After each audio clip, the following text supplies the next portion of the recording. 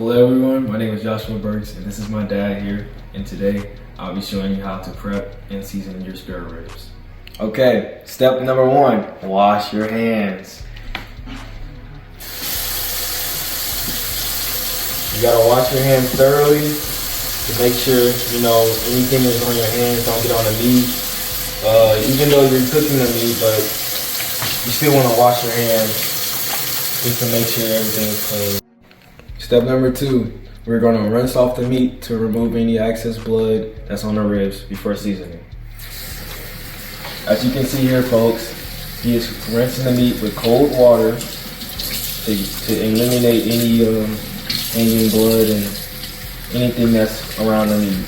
So for here, folks, you wanna cut from the top of the rib all the way to the bottom to separate from the rib. Step number 4, season the meat. Now, as you can see, guys, we got a whole bunch of seasonings. But today, we're gonna use these 6 seasonings and 1 marinade. First step to seasoning, you wanna stab your meat. Now, we stab our meat because we want the seasoning to get all up in there, and you don't wanna miss no spots. We want all flavor in this meat. Why would you eat meat with no flavor? Guys, first you want to use meat tenderizer to season your meat. Now you want to tenderize your meat because you don't want it to be very tough while you're eating it. I don't want you breaking your teeth off, chewing hard and all that stuff just to eat some meat. Second seasoning we'll be using today is granulated garlic. Garlic is one of those seasonings that is just like, you need it in everything. It has a lot of flavor in it, and who doesn't use garlic? Now next we're going to use some pepper. Now the pepper gives it a little spice to the meat. You know what I'm saying? You don't want your meat to be all bland and mild, and you want a little spice to it.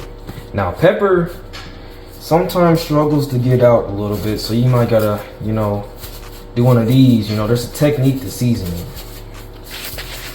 Now, since the pepper was struggling to get out, we gotta use the big side. And now this one, you gotta be an expert at seasoning. You see how my dad is like, look at his technique. You see how it's all in the wrist, guys? You gotta be an expert at seasoning with that one. You don't want too much pepper to fall out. Curry powder, we use curry powder. Now this one is a little bit of a different technique to the seasoning. Since curry powder is so clumpy, you might want to squeeze it a little bit. You know what I'm saying? You don't want to add too much to it, but yeah. Now this is our secret season. I might have to gatekeep this one, but it's a little secret one we use around here. My family use. I don't want to tell y'all all my secrets now.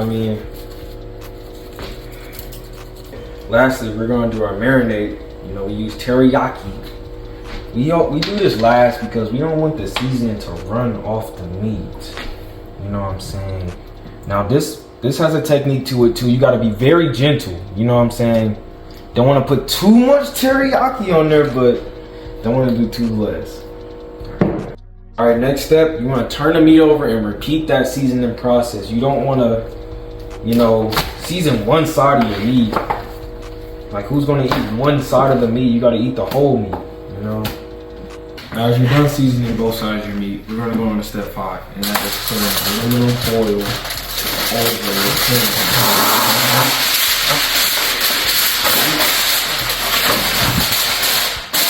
You wanna make sure you secure the sides, nothing leaking out overnight. You know what I'm saying? You don't want your refrigerator smelling like seasoning and leaking meat and stuff. Okay, the last step, you guys, you want to put your meat in your refrigerator and let it sit overnight. Now we do this to get maximum amount of flavor in the meat. So in the morning when you cook it, it can be juicy and good when you're eating it. That's the last step, folks. That's how you prep and season your spare ribs.